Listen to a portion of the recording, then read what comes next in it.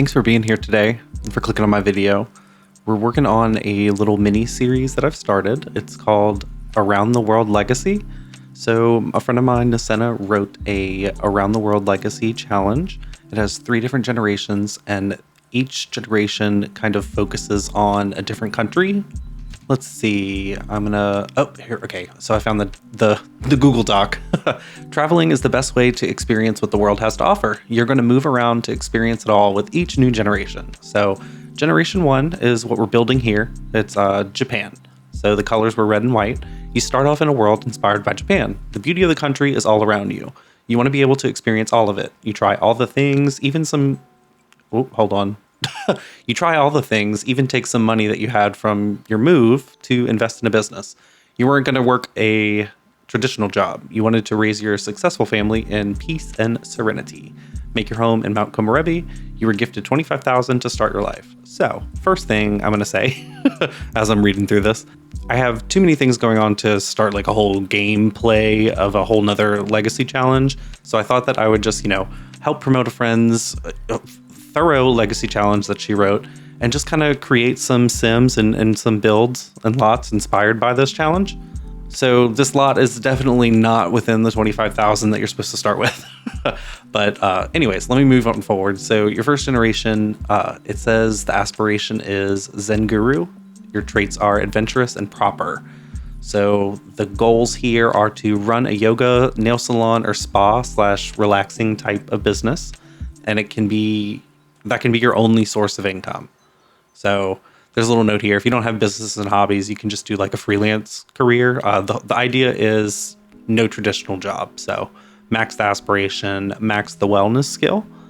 That being the majority of like the premise for the first generation, I figured I would build on this big Wakabamori lot. I hope I said that right.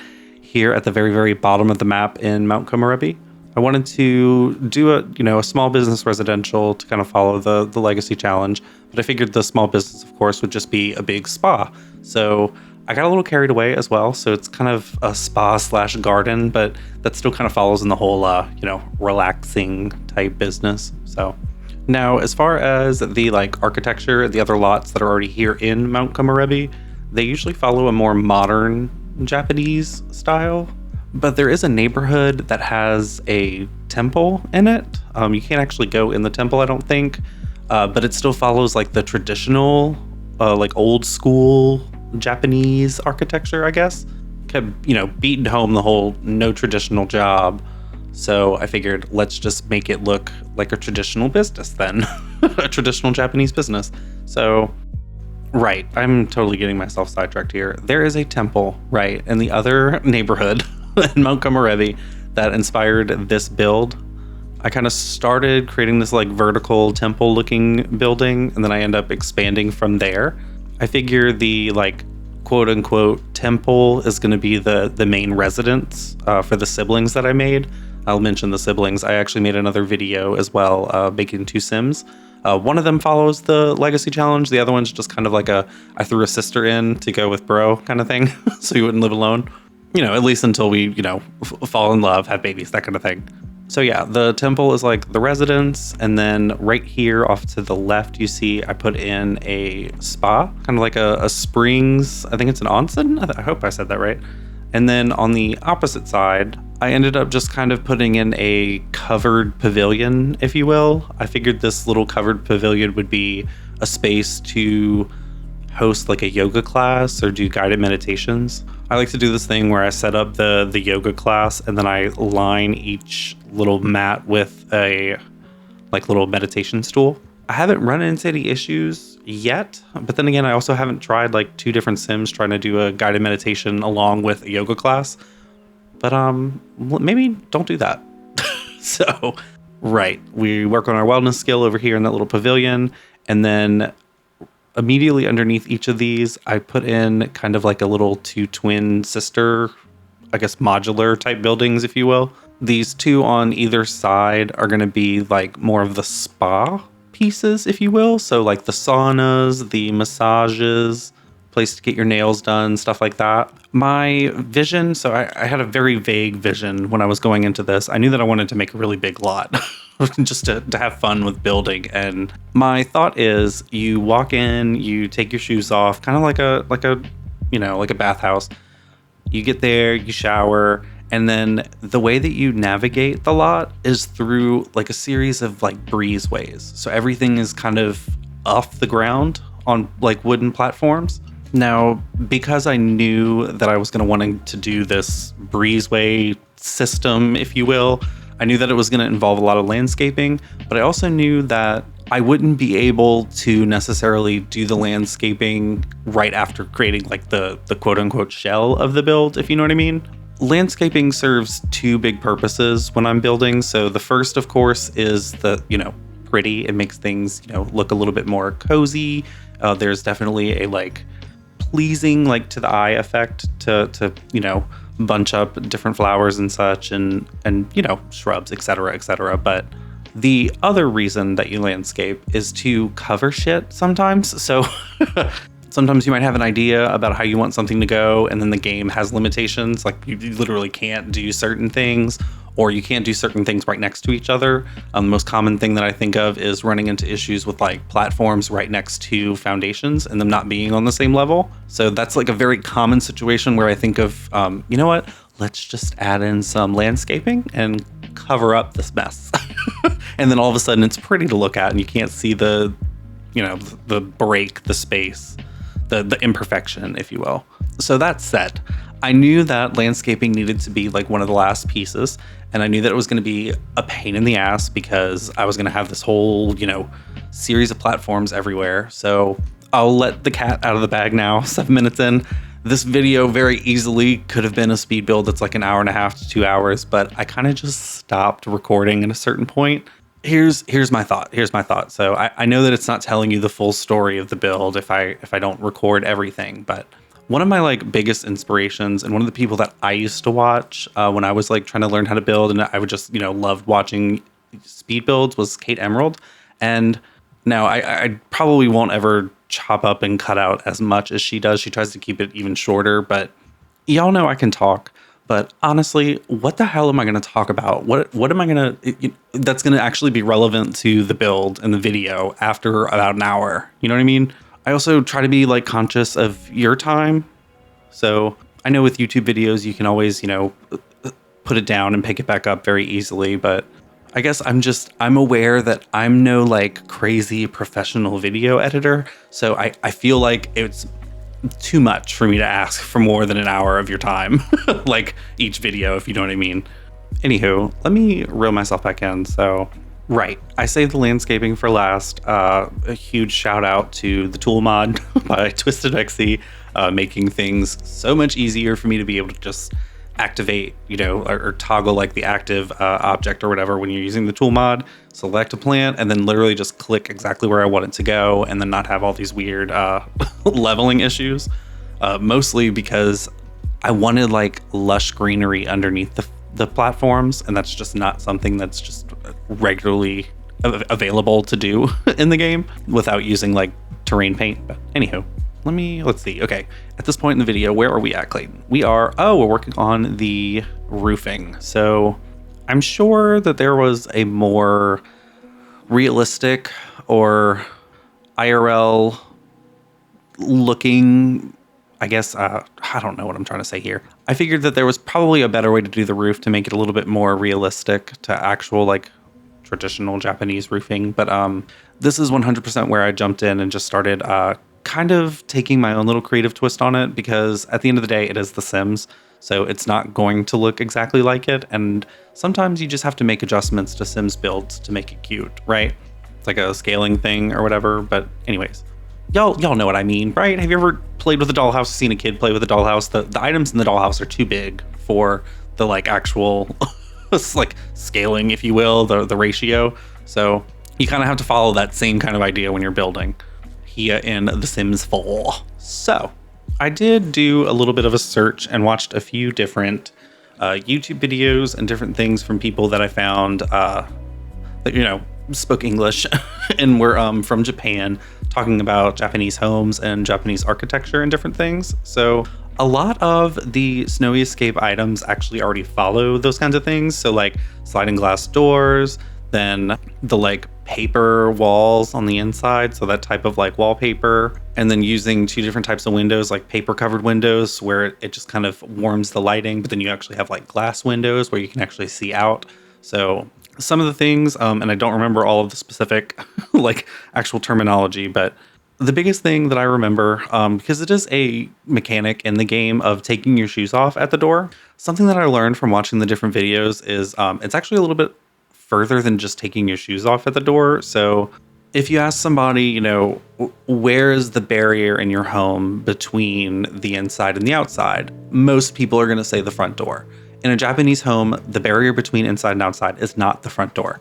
Like, yes, it does keep the elements, and it is still, you know, a sliding door to keep the air, you know, the difference between in and out. But there's actually more of like a symbolic barrier once you get into the house. So you walk in and then you kind of have like what some would maybe call like a mudroom, an entry foyer kind of thing. It's, you know, still ground level, if you will. This entry room, this mudroom will always have at least like 2 steps up that actually take you into the inside of the house. So that's the whole like symbolic line that you walk into the house, but the actual barrier from inside to outside where you take your shoes off is in this room with the 2 steps up. So I tried to include that as best I could. Now, I mean, it is The Sims, and this is also like an indoor-outdoor lot. So you know, we're doing the best that we can, but I did try to include the 2 steps up when you get there, right? So you walk in, you take your shoes off, take a shower if you need to, and then walk the 2 steps up, and boom, now you're inside, if you will. Let's see, some of the other things that I remember from the videos were, I'm sure there's a more professional way to say this, but basically like no open floor plan. Like an open floor plan was not a big thing. Very much like rooms, and each room has a purpose, that kind of thing. Which, you know what I mean, for a builder, I'm like, all right, cool, that's fun. Let's make a bunch of rooms. There was also a like a spiritual aspect of each house. Like every house has like a shrine, for lack of a better word, that kind of like represents the spiritual connection to your ancestry, those types of things. The simplest way that I can think to put it is, you know, a spiritual place in the home. So I did include one of those at the very, very top of the little temple / residence piece. While I'm thinking about it, I know this is a little off topic, but I did put in red fencing everywhere. I was mostly inspired by the temple having the red fencing, and then red being one of the like colors. I was thinking maybe I could work the red into the whole business part of it too. So I started with all this red everywhere. It does change. I felt like it was, one, starting to be a little bit of an eyesore, and I hadn't started landscaping yet. 2, I also learned in one of the videos that I was learning about, you know, Japanese homes is a very common like texture, if you will, in Japanese architecture is actually burnt cedar. So they'll take like cedar planks, cedar wood, and they'll burn it and like scorch it. It, one, of course, has like an aesthetic, like you can see it, it looks more interesting. But the second reason is it also makes it a little bit more fire retardant. So like you can't, like it, less likely to catch fire, you know what I mean? But that said, I wanted to mention there is a swatch for the Snowy Escape fencing, a bunch of the doors, windows, the spandrels and such, that actually follows this little black, you know, burnt, scorched cedar looking swatch. And I loved it, y'all. Oh my God, I was absolutely falling in love with the swatch. I don't know why I had never seen it before or played with it, but I'm like, this is so cool. You know what I mean? Like I did all of this little bit of research into Japanese homes, and I'm like, wow, The Sims did it too. Like this is cool. I really like this. However, as much as I absolutely loved this like scorched cedar looking texture, there is no floor. There's no wood floor that matches it. Like they didn't give us a wood floor with the Snowy Escape pack, and it doesn't have that type of like swatch on it. I tried matching it with like other different bits, and I really just couldn't find anything. The best thing that I could find was like a darker brown to kind of just match it ish. So unfortunately, everything is just kind of trimmed in this scorched cedar. But anyways, let me shut up. I keep talking about it, but I was really excited about it when I was building. Also, I'll mention that they didn't like talk about it in any of the videos that I watched in my little dive, but I did like try to note these little mats, like I think it's called tatami. I hope I said that right. These mats, how they were used in different homes, and it really just kind of seems like everybody has their own go at it. You know, each room is different and everybody's gonna do it a little differently. The common things that I've noticed are keeping things paired up and keeping things symmetrical. So I tried my best and it kind of scared me, so I didn't really use that like floor swatch anywhere else. After my whole debacle with the scorched cedar thing, I ended up just being like, you know what, it's scorched earth. We're just gonna move on and we're not gonna worry about the floors and the ceilings. So I did go back in, you know, I made sure that we had ceilings applied everywhere and that it matched the floors, et cetera, et cetera. But at this point in the build process, because I knew that I was saving landscaping for last, as I'm working on it and I'm starting to furnish like the actual build, it was kind of like, I don't want to say it's giving me anxiety because that's not a good way to say it, but I was having anxiety about there not being any plants or anything outside. Like I felt like I missed a step, I guess. But it was intentional. I'm like, okay, I want to go through, I'm going to furnish everything and make sure that I have a full lot that's I know is going to work, how it's going to function, and then I'll go and I'll decorate further. Which is kind of similar to how I do like a starter home. It just didn't feel like that because essentially it's a mansion. So because it's a small business, you know, of course I'm going to call it a spa and a garden, but really it's a Japanese estate. It's a mansion. So I mentioned earlier about the trying to avoid open floor plans, but I did kind of, I guess, bend that a little bit here with the first floor. How the first floor is kind of the entry, it's also the dining room, and it's also the kitchen. Immediately above this kitchen, I did a study, or more of like an office space. And then from the office space right above that, I did a bedroom. That's essentially where like the actual function of the house goes. Now I did put a ladder in the bedroom hidden behind the bed to the little like spiritual room, I guess, upstairs. I wasn't really sure what else to use other than these two little things that we got from the For Rent pack, where you can basically light an incense or leave fruit, I think, for spirits. So I put two of those at the very top of the temple.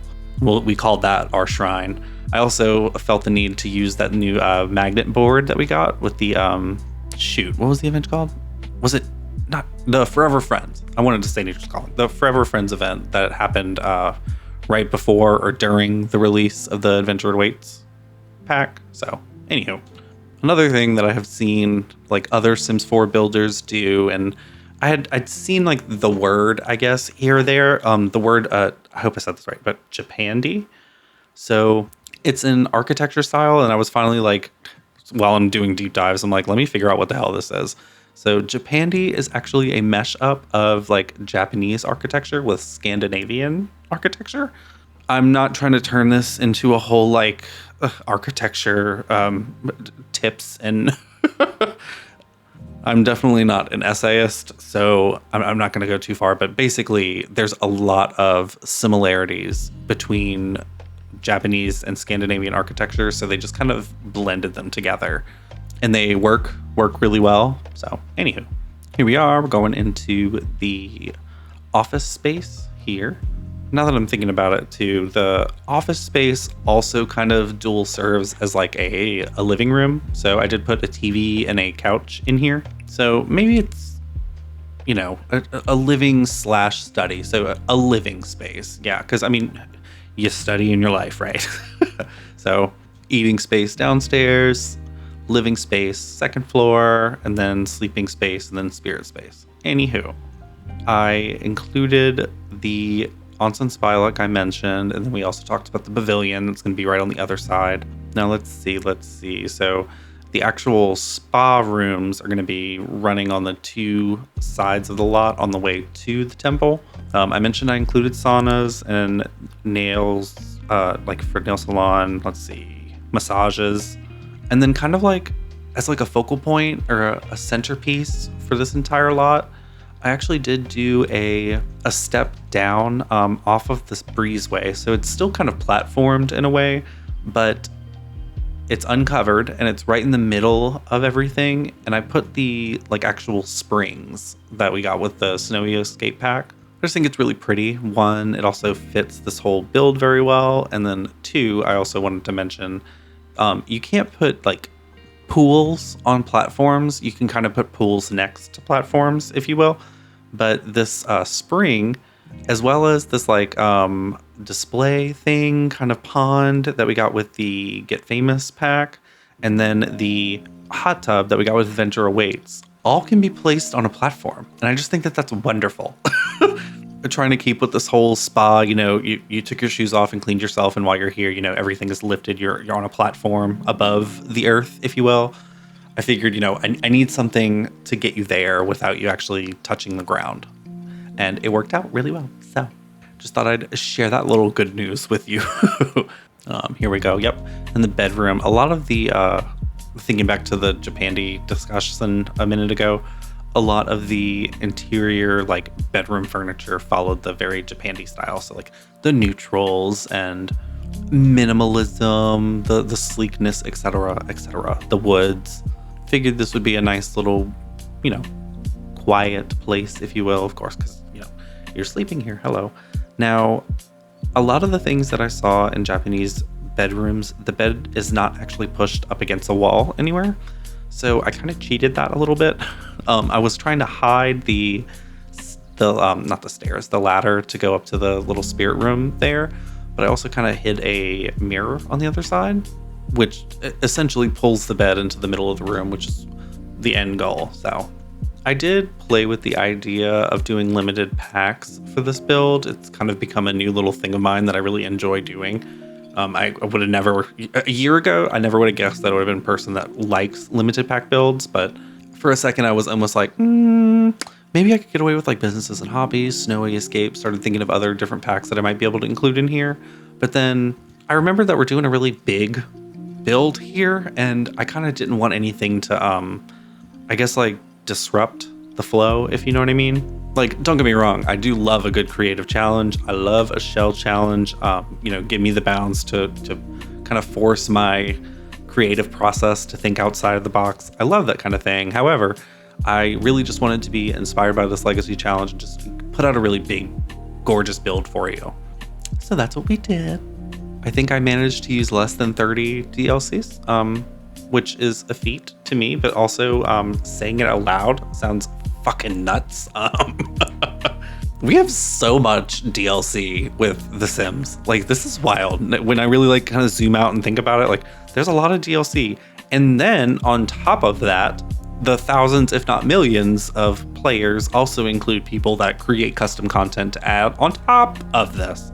Like, I guess it just really starts to make me realize, like, at what point is the game at capacity? You know, at what point have we reached the last notch of the belt? Do you know what I mean?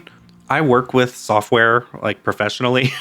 I'm a support professional, but anyways, there are like multi-million-dollar companies that have databases that aren't the same size as people's Sims 4 games. So I just think that's a little wild that, like, there's that, you know, people are talking about hundreds of gigs added to this game. Now, I guess, to be fair, you know, some of it is probably just not very efficient use of resources as far as the computer goes, but still, 100 gigs is a lot, y'all. Like, I remember having to spend $20 for like 8 gigs on a flash drive at like the convenience store growing up. But then again, I'm also of the generation that kind of watched everything change, if you will. I like to say that I was a part of the MP3 player generation. So I was the generation of kids listening to MP3 players on the bus, which slowly became, you know, iPods to iPhones, of course. And now, you know, everybody has a smartphone in their pocket at this point. I guess what I'm trying to say is I remember there being a time where you would like buy a computer disc, right? You'd buy a CD. You'd go and buy the disc for a game, and then you would load it onto your computer. And then if the game was like over 20 gigs, it was like heinous. It was like ridiculous. Like, what the hell? Why is this game so damn big? And then it would, you know, crash your computer and shit. You start getting those blue screens of death. But not nowadays. Nowadays, we all have rocket ships underneath our desk that can run 200 fucking gig games of people dying and building all these lots and putting too much shit in the room and yada, yada, yada, yada, yada. So let's see, while I'm thinking about it. Oh, when I was playtesting this build, so the routing did cause a little bit of an issue when you would load onto the lot initially. So next to these two little diagonal buildings that you see on the, top corners of the lot, when I ended up doing a border, like a fence around the entire lot, I wasn't able to get it to completely close in with the way that the platforms and the different foundation heights were working. So the best aesthetically pleasing solution that I found was plugging in these live edit rocks. So when I was originally loading the Sims onto the lot, they would all run to the live edit rocks and then try to get in that way, which there's no stairs or anything to get onto the breezeway. You have to use the front. So I went back in and I had to add in just a couple of little fencing pieces, a couple of items to kind of block the way so that the Sims would be basically forced to use the front door.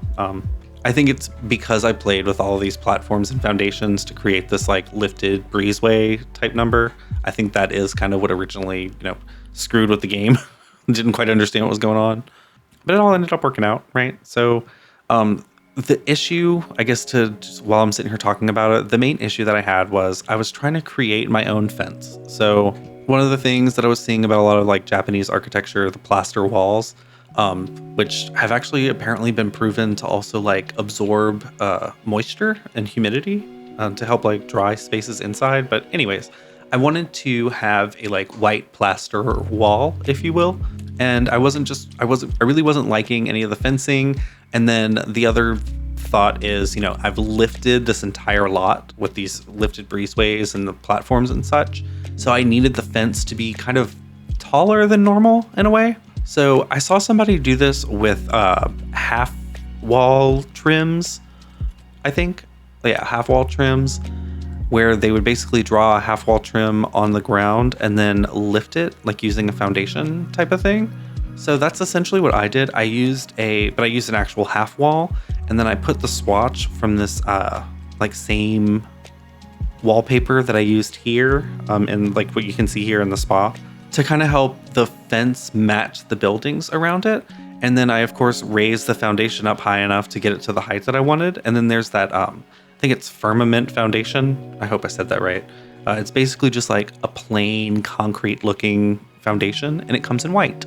And I was like, this is perfect. It looked exactly, if not better, than what I could have wanted. However, it can't connect to any of the other pieces on the lot because of the levels. So woes of being a Sims 4 builder. Anywho, it is definitely a constant struggle, kind of fighting between, do I just want to build something just to build something, just for the fun of building something and making something pretty in the game that I can take pictures of? Or do I want to continue on with, building something to use, something to put my Sims in? And that ultimately is the most common thing that I fall towards. Because honestly, the only thing that I love almost as much as building in The Sims 4 is playing with the build that I made. So it's just really cute watching the Sims use it. So I did basically fight with the idea of well, maybe I could just, try out doing just a for pretty build instead of a for function build on this channel. But then, reality sets in. I'm like, well, Clayton, you're already halfway through.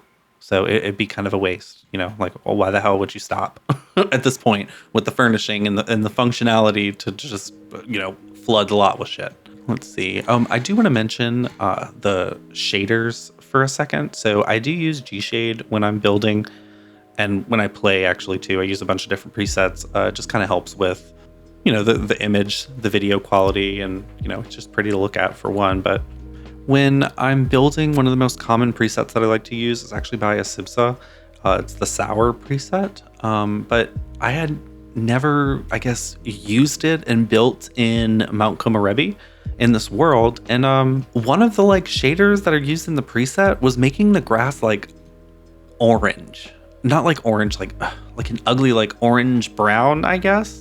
It was some filmic shader. Anyways, I found it and I was able to turn it off for just this one build. So I guess I wanted to mention that the greens are a little different with the grass and the surroundings. So if you do decide to use this lot, the greens are probably going to look a little bit different unless you use the shader as well.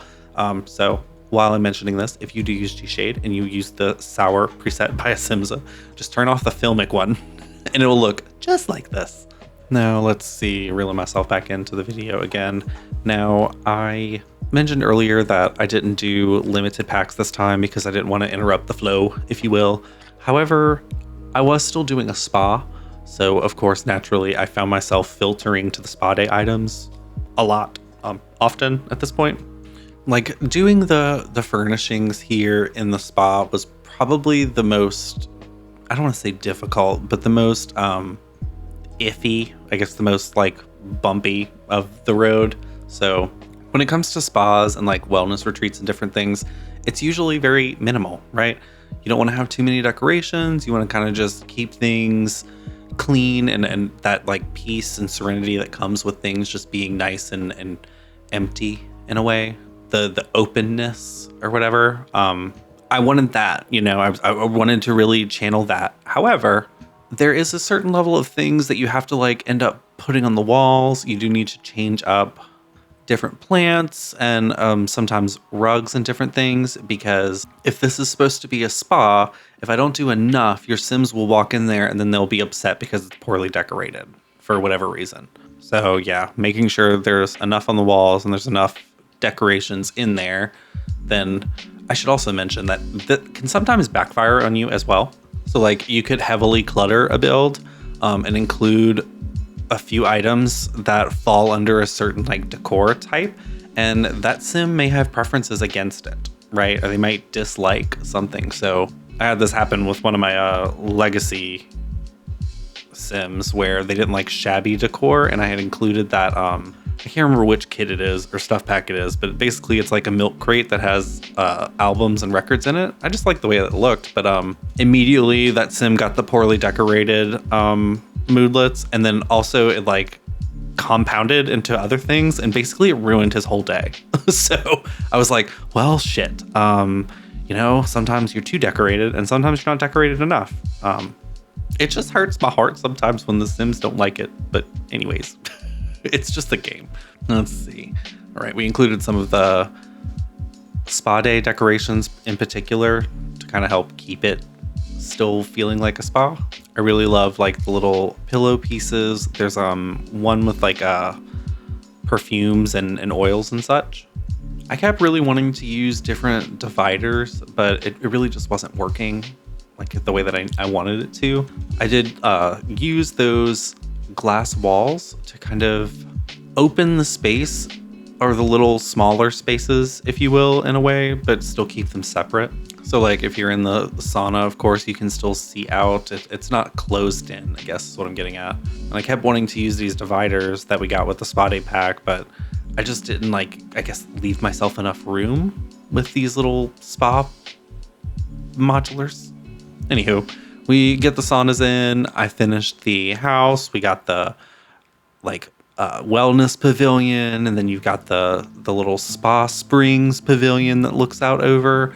At this point, Clayton's realizing I didn't fucking put a bathroom anywhere. So I did put in showers. Like I was gonna put showers at the front door, thinking, you know, you could shower off before you walk into the premises, if you will. But I'm like, shit, there's no bathroom. And they can't get to the floor, so I have to, you know, where am I gonna put a bathroom? Because we can't be touching the ground once we get there. Now, I ended up just kind of putting in a little like 2-piece bathroom right next to the entrance. So symmetrically and aesthetically, it works out really well. Like you zoom out and you look overall, the buildings are all nice and symmetrical and follow around the middle, almost kind of follows like a star shape, if you will. But the reality of the situation is, if your sim is sleeping in the bedroom, they're on the 3rd floor of the temple, so they need to go all the way down their house, all the way down the stairs, all the way across the lot to pee. So, sorry. If you have to pee in the middle of the night, this is the worst lot to be on. Super nice bathroom. I mean, yeah, it's just, you know, God forbid it's snowing. So I did, you know, on the note of snowing, I did think about the other lot. So there's another 50 by 50 lot, I believe it is, in Mount Komorebi, but it's actually on the mountain. So it's in like the top right-hand corner of the world map. Anyways, because that other lot is literally on the mountain, it always has snow, regardless of what season that you're in. which, you know what I mean? It makes sense because you're nearly at the top of the mountain. But if I would have used that lot, it probably would have, I don't know, probably would have been more of like a Christmassy build, I guess. Not Christmassy, but it definitely would have been more of like an indoor wellness spa. And I would have basically had to change my whole idea of, you know, the like traditional temple with the breezeways. And I would have just had to basically can it all in and do like a ski lodge or something. Which, don't get me wrong, I you know, building a ski lodge is fun. And I've done, you know, different like vacation rentals and such up on the mountain. But I had just done this like getaway mansion in Gibby Point, and it kind of followed the same type of style of like a ski lodge. So I was like, I really don't want to do it again, you know? That and building where it's always snowing can sometimes be a pain in the ass. So whenever I'm doing a build on the mountain, the actual mountain lots in Mount Komorebi, it usually involves like starting there and then saving and moving to like Newcrest or something so that I can actually put different textures and roof pieces down and kind of get like the shell of everything done. And then of course save it and then move back to the mountain to do things like, I don't know, furnish and landscape probably. I just try to remember sometimes, you know, we all go to the gallery for different things and we all have our own little stories and imagination. So the lazy part within me is like, oh, if I'm building on the mountain, then I don't have to worry about the roof. I don't have to worry about the roof trims. I don't have to worry about all these different things. But what if somebody wants to use the lot somewhere else, Clayton? Sharing is caring. So anyways, on the topic of sharing, here I am, you know, gabbing while going through a speed build video and for you guys. I love doing this. I love sharing my Sims creations and my Sims stories with you in this way. But that's ultimately the reason I do this, because I like to do it, because I like to share my Sims stories and my game with everyone. Now, like becoming a YouTube partner and eventually, you know, making some type of money from this it'd be great, you know, especially considering, you know, the bits that I've, you know, already invested in this. However, that's not the reason that we're here. So I get like caught in between sometimes where I'm like, okay, I built this house and I want to show it to everyone. So I'm like, here, go check out the YouTube video.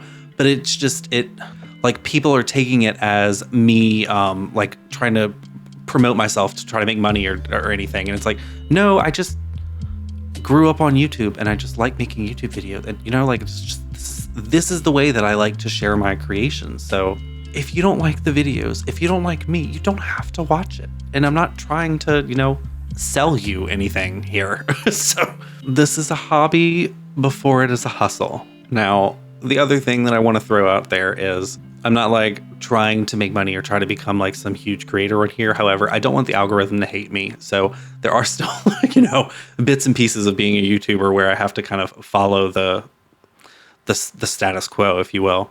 But I guess, you know, if you've been here with me long enough, I'm trying to not be a trend chaser. And, you know, the more I'm thinking about it too, I kind of want to go around building the worlds, which I know we've seen everyone, you know, build their own little worlds, but I feel like that's the best part, is that every, you know, builder and creator has their own little like style and touch that they add to the game. So I know the forever save file is a big trending thing right now, but to be completely honest with you, having like a designated save file for playing and different things is not like a new concept. Like that's kind of a way that I've always tended to play this game with my different households and the relationships and everything. It you know, if you keep your gameplay within the same save file, things just, I guess, they evolve more organically and things get a little bit more in depth with each of your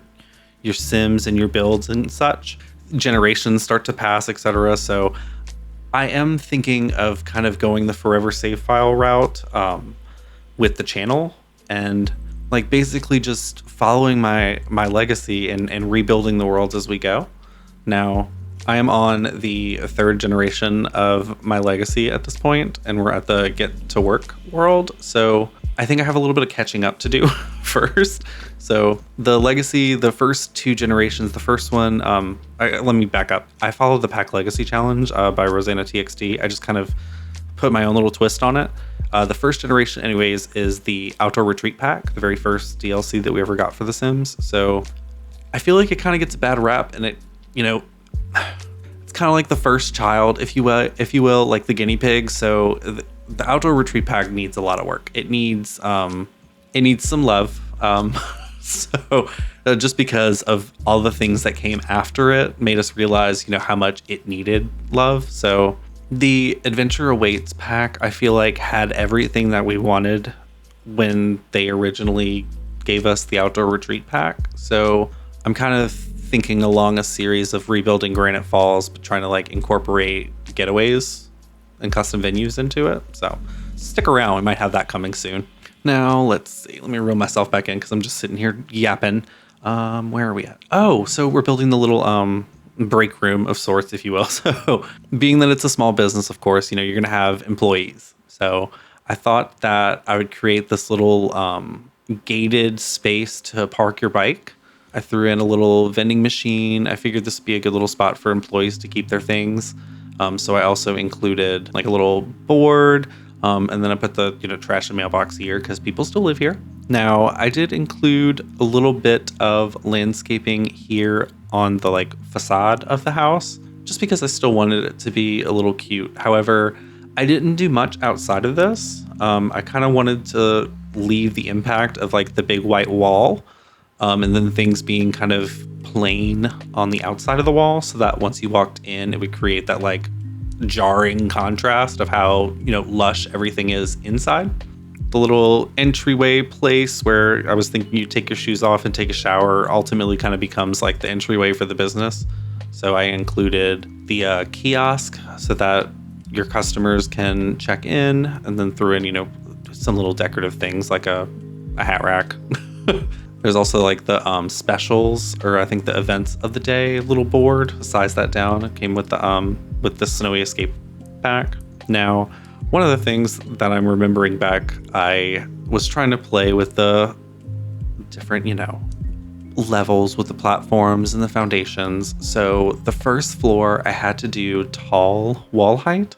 And I don't normally do tall wall height when I'm doing builds, just because it's so much wall. Like even if I do apartments where you can't change the wall height, I'll add like platforms in just to kind of like shorten the space on the wall. It also makes the build look a little more interesting. It just makes it difficult to share in place. But anyways, here I'm adding in this little, that's already gone, but I learned this little trick where you basically do like 4 floors of just a 1 tile room, and then delete the 3 underneath and leave the 1 at the top with just the ceiling piece, or like with just the floor piece, and kind of like hide it in a tree somewhere to help with gallery pictures. But that was a no-go. So I think this is just one of those poo lots when it comes to the gallery pictures. The front of the lot where you load in, there's this little like circle drive, if you will. But in this circle, like right in front of the little circle drive, are a couple of trees. And the like picture that it takes, the angle that it takes it from, is right on the other side of the trees. So it's like, what the fuck? And then of course, that picture is like the default, like the thumbnail, if you will, for the build. So probably won't get downloaded very much, but we'll see. Let's see. All right, so I mentioned earlier we didn't include all of the landscaping. I did try to include the landscaping here from the middle, just because the little springs in the center kind of was the pinnacle, the focal point of the lot. So I just thought it'd be nice to include this here in the speed build. I made sure to include a whole bunch of different like pond effects to kind of really help build and bring help bring the garden to life. So like there's fireflies. I also learned you can like raise the fireflies up and down to kind of create the effect that they're at different heights or whatever. I did include some of the moths and butterflies that we got with Adventure Awaits. There's of course fishies in the pond. Now, of course, to make the impact of like the lush landscaping even stronger, you need to, of course, leverage your negative space. So I did use this like huge rock, a tree, and one of the corners to kind of create like a negative space, if you will. And I found this, it's like a art sculpture piece that came with the Snowy Escape pack, and threw that over there. Felt like it kind of fit. But anyways, the speed build is almost over. We got the screenshots tour coming up. So thank you so much for watching and listening to me gab today and build this legacy inspired build. I hope you have a beautiful week. Love you. Bye.